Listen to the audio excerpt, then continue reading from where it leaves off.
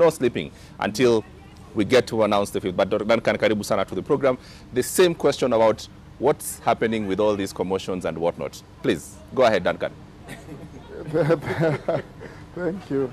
Do not get distracted with what's happening. It's fine. Just go ahead. You know, at the floor of tallying and counting, there is IBC officials. And if one has an issue and want to be helpful to their party, you simply beckon them and raise the issue. And I don't think that one is serving their party by shouting, because when you shout, they tend to remove you from the hall.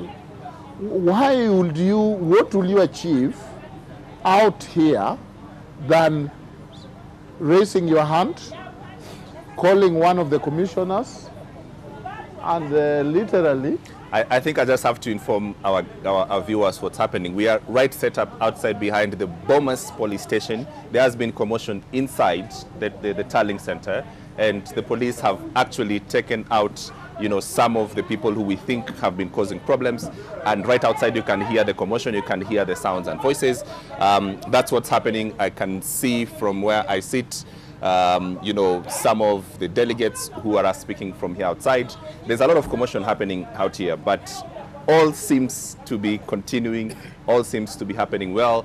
It's passions that have come from the tallying center, and the police seems to have handled it. And that has been what has been happening throughout this entire time. It's the fifth day, and the passion seems to continue. Raphael, this is not new. I wasn't done. Yes, you seem distracted. Yes. No, I am. I need to report to the viewers that I'm safe and ready to engage. So two things.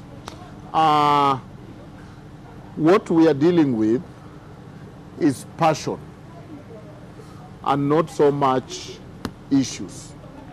But number two, I was thinking that people need to be guided, that in the floor, and I know parties have raised the issues, there is a commissioner. Just beckon, and when they come, you express whatever the distress is. But when you tend to shout, then you attract the security, which causes you to be removed, and therefore you have not executed the agenda. You have shown the passion very well, but you have not executed or assisted the party, if that was the intention. But it might, unless maybe the problem or the tactics is delaying, is to just bastardize the process, but it is less engaging, because what do commissioners do when you are shouting and not engaging them? But so this is a legal process. Like what's happening there is a legal process. It's a legal process, but I think it has also attracted just raw supporters without the acumen, because it requires somebody on IT. For example, those forms, I think you should be able to log in. I don't even think it's much legal, because let the lawyers duke it out in the courts. This process just requires somebody with good vision, who can check the things. Ni kazi ya kuona na macho. This is ritualistic, and it is very important for parties to understand that the election and the votes are not in Bomas.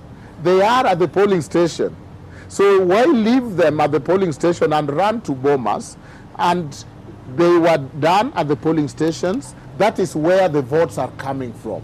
So walking around the rooms in Bomas looking for the votes, asking people to open their coats and their jackets in case they have the votes, is missing the whole idea of where the votes that we are tallying now are coming from. Okay. Thank you. All right. Raphael, these passions that we've seen, it's the fifth day, you know, appears to be like you're very close to this thing, you know, to end. Possibly Tuesday, surely Tuesday, for sure. Yeah. I mean, thanks, James. We are very close to the constitutional set deadline, which is the seventh day.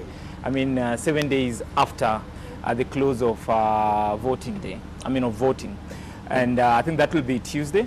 And but there was, from past experience, there was need to find ways of fast tracking it, and I think IBC has been, of course, in consultation with the stakeholders to see possible ways of fast tracking that process, which is I mean, the process of verification is not just another moment to tick the box. I think it's a very, very important process, because we are coming from a background where we've had very low confidence in the process.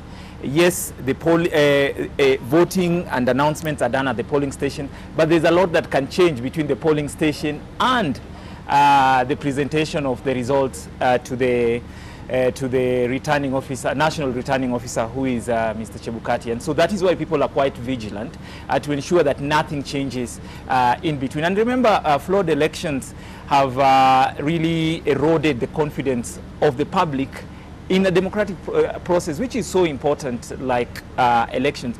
But also it has cost us a lot in terms of peace. So it is very important to ensure that the process, both at the voting but also in the verification, is as transparent, open and accountable for everyone. So I wouldn't just look at it as a process that we need to go through and move to the next level and meet certain requirements.